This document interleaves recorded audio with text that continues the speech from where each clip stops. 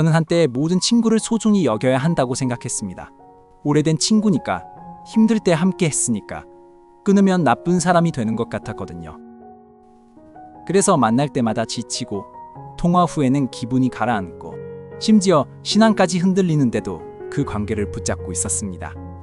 그런데 고린도전서를 읽다가 충격적인 구절을 발견했습니다.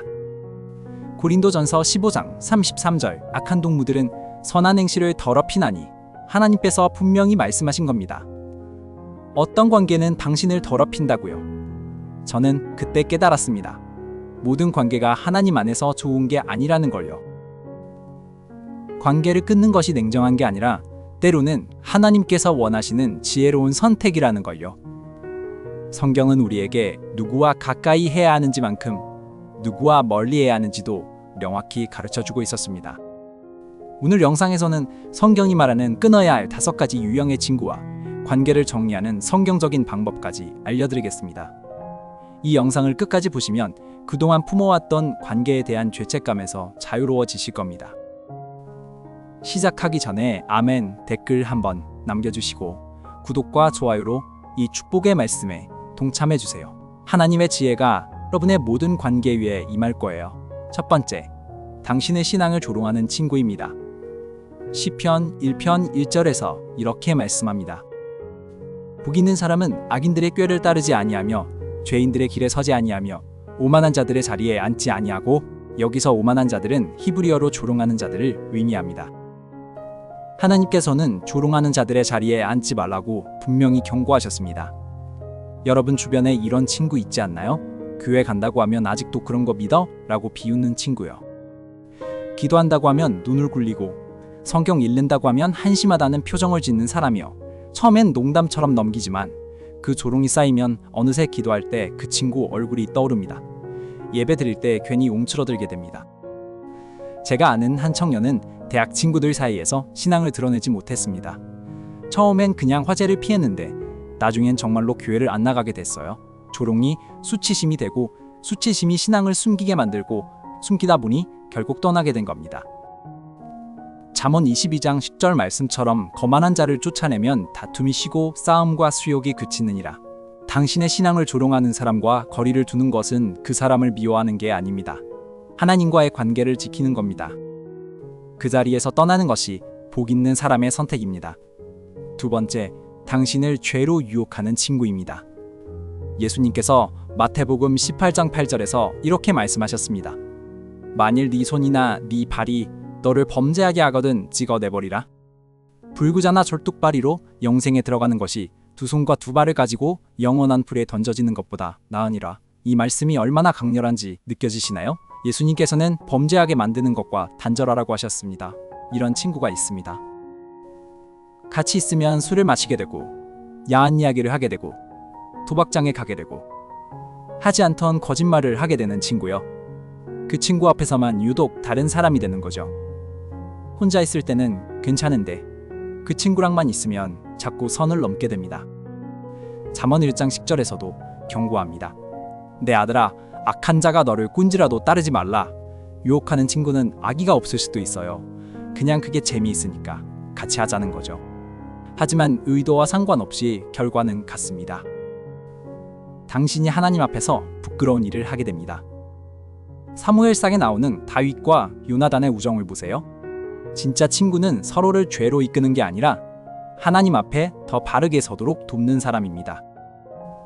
만날 때마다 죄의 유혹을 느끼는 관계라면 그건 우정이 아니라 올무입니다. 세 번째, 험담과 분쟁을 일으키는 친구입니다. 잠언 16장 28절에서 이렇게 말씀합니다. 패역한 자는 다툼을 일으키고 말쟁이는 친한 벗을 이간하느니라. 또한 잠언 20장 19절에서도 경고하죠. 두루다니며 한담하는 자는 남의 비밀을 누설하나니 입술을 벌린 자와 사귀지 말지니라. 이 유형의 친구는 정말 알아보기 어렵습니다. 왜냐하면 처음엔 친밀하게 느껴지거든요.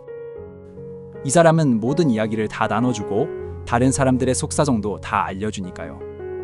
그런데 가만히 생각해보세요.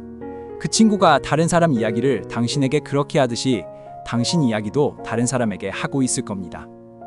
저도 한때 이런 친구가 있었습니다.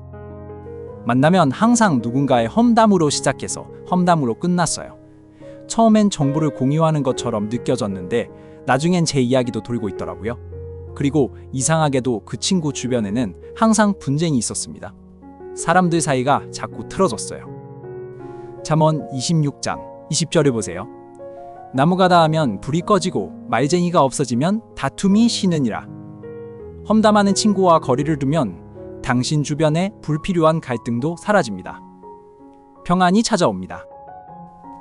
그 친구가 없으면 섭섭할 것 같지만 실제로는 마음이 훨씬 가벼워질 겁니다. 네 번째, 당신을 이용하는 친구입니다. 잠언 14장 20절에 뼈아픈 진실이 있습니다. 가난한 자는 그 이웃에게도 미움을 받으나 부유한 자는 친구가 많으니라. 또한 잠언 19장 4절도 보세요. 재물은 친구를 더하게 하나 가난한 자는 친구가 끊어지느니라.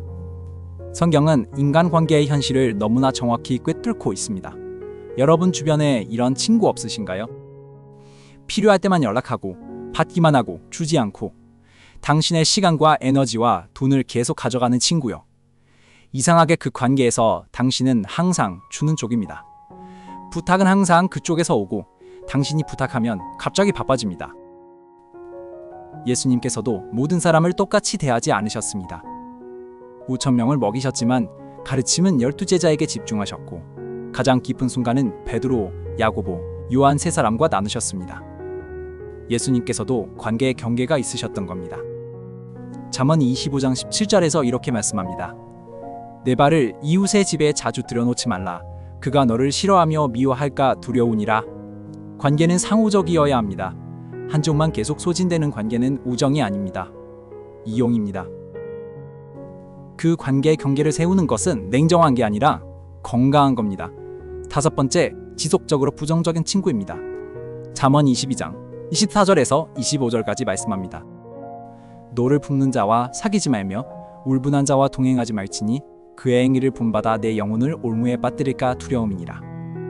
하나님께서는 분노하는 사람, 부정적인 사람과 가까이 하지 말라고 경고하셨습니다. 왜요? 그 행위를 본받게 되기 때문입니다. 그런 일을 만날 때마다 불평하는 친구 있잖아요. 세상이 다 잘못됐고 자기만 불쌍하고 미래는 암울하고 희망은 없다고 하는 친구요. 처음엔 위로해주고 들어주지만 몇 년이 지나도 똑같은 이야기를 반복합니다. 그리고 이상하게 그 친구를 만나고 나면 당신도 세상이 어둡게 보이기 시작합니다. 고린도전서 15장 33절로 다시 돌아가 볼게요. 악한 농무들은 선한 행실을 더럽히나니 지속적인 부정성은 전염됩니다.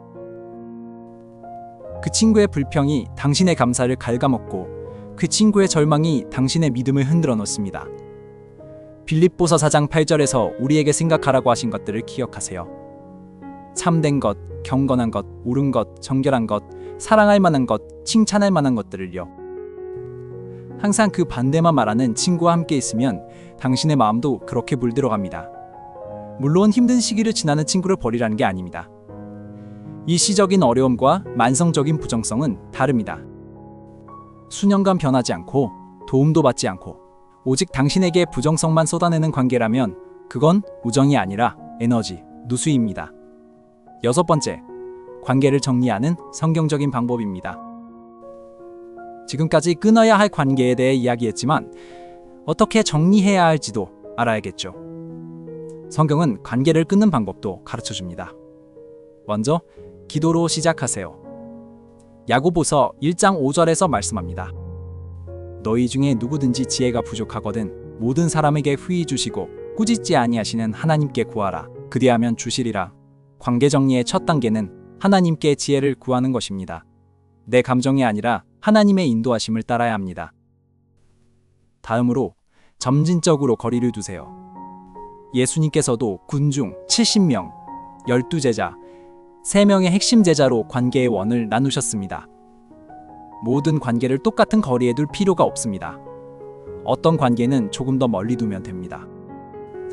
연락 빈도를 줄이고 만남을 덜 가지고 공유하는 정보를 제한하는 것부터 시작하세요. 그리고 필요하다면 직접 말씀하세요. 마태복음 18장 15절에서 예수님께서 말씀하셨습니다. 내 형제가 죄를 범하거든 가서 너와 그 사람과만 상대하여 권고하라.